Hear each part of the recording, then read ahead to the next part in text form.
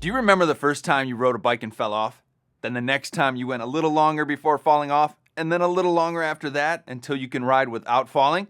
Well, the ACT reading test is kind of like learning to ride a bike. It becomes easier the more you practice. And as you practice, you'll find that one of the best things about the ACT is that it's very predictable. On the reading test, this means that you'll see the passages presented in the same order every time. The 4 topics that the ACT passages cover are prose fiction, social science, humanities, and natural science, and always in this order. There's more good news. You don't have to work through the passages and questions as they appear on the test.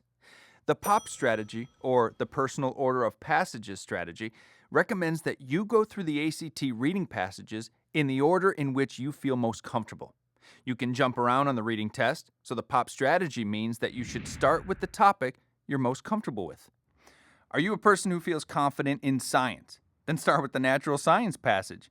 Or are you more of a social science fan? If so, start with the social science passage. Is humanities your thing? Then do that one first. These sections will be testing you on your reading ability, not your knowledge of the topic. All of the information you need to answer any natural science question will be contained within the passage. No need to go looking elsewhere.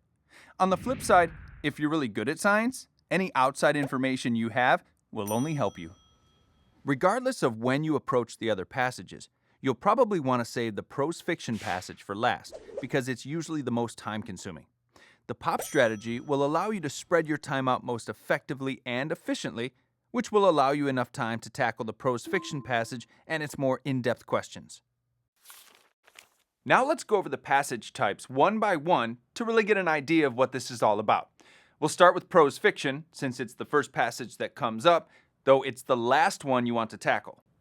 The prose fiction passage is simply a selection from a work of literature.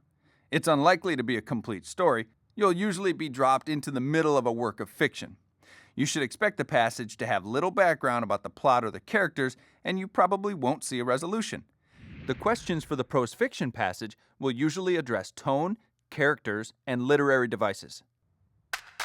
Now let's jump into the social science passage. Unlike the prose fiction passage, the social science passage will be more fact or evidence-based.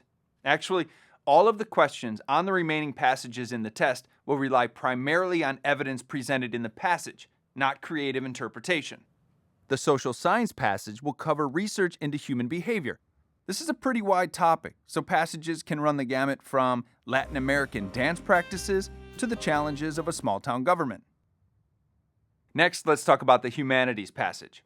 The main difference between the social science passage and the humanities passage is that while the social science passage will cover research on how people work, the humanities passage will look into how people think. The humanities passage will be about the ideas and art generated by people. Humanities passage questions will focus primarily on facts about the author or the creation of his or her work, while prose fiction questions will be about the topic itself. The last passage type that you'll see on the test will be the natural science passage. Natural science passage questions will cover a science topic and won't be concerned with checking actual scientific skills. While there may be a few technical terms in the passage, those terms will usually be explained in the context of the passage. It's important to get familiar with all 4 of these types of passages, as they will all appear on the test.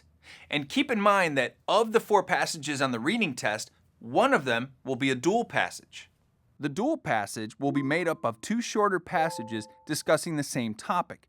We'll cover these in more detail in a later lesson. Knowing what types of passages you'll see on the ACT reading test means that you won't be caught off guard on test day.